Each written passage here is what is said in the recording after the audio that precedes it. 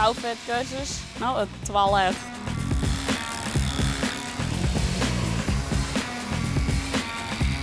Het is eigenlijk een soort van modellenshow. De Douwse cruise onder de kei, daar ben we eigenlijk wel een beetje, ja, dat wil ik graag een keurig zien. Eigenlijk is het pas sinds december dat we bouwen komen. We zijn een Friese delegatie van Jong Breeders, dat is een Nederlandse club, zeg maar, veevakkerij. En dan gaan wij daar een Fries team van maken. Eén keer in het jaar dan is er een nationale show in Nederland. En daar doen wij alle keer om mee. En nou, dan worden we zelf alle keer het beste en winnen. Dus dan hebben wij 2 keer per jaar die cursussen om het nog beter te leren. Ik ben een beetje kogelgek.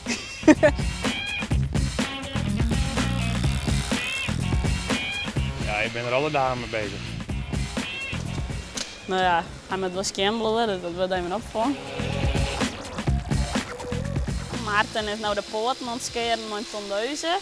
Dus dan kan je alles mooi zien hoe fijn dat de poorten binnen.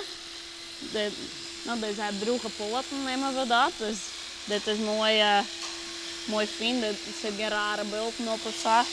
Dit is dus maar kleer. De toplijn die hebben we verzetten met lijm. Oh, dat is wit. Lien? Ja, dat is Clear Magic. Dat is speciaal voor, nou, het is een soort lijm om het vast te zetten. Dan is het stevig. Ja, om dat nou zo wit te letten, dus dan spuiten we het zwart.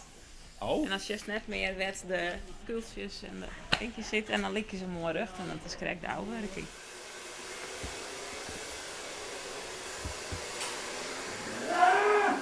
Ze doen maar even het exterieur. Dus dat is nog hoe ze eruit zeggen. We doen ik maar even toiletteren, dus het kleermaatje. Dan kiest op een keur en krijgt 12 uur de tijd om de pink sa te krijgen. En showmanship, dat is hoe zo die pink voorbrengt. Een jury die rent er dan omheen en die houdt lietse aanwijzingen. Nou, dan doet ze samen de hand, dat betekent nou rennen. En nou ja, en als iemand dat bijvoorbeeld dan net shirt, dan heeft het al een beetje een strafpuntje. Het is een soort liedje, denk ik, is goed wel.